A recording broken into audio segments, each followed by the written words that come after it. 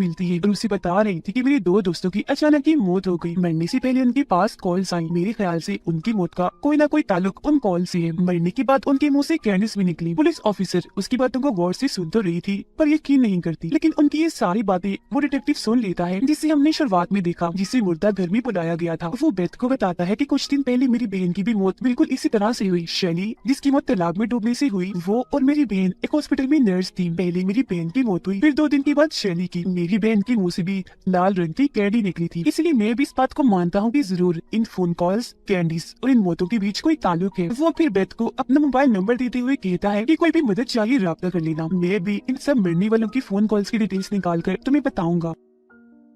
Beth जब घर आई तो देखती है कि उसकी रूममेट एली, जो इस घर में उसके साथ रह रही थी, वो काफी डरी हुई थी। बेथ को बताती है कि हमारी मेल फ्रेंड के मोबाइल में मेरा नंबर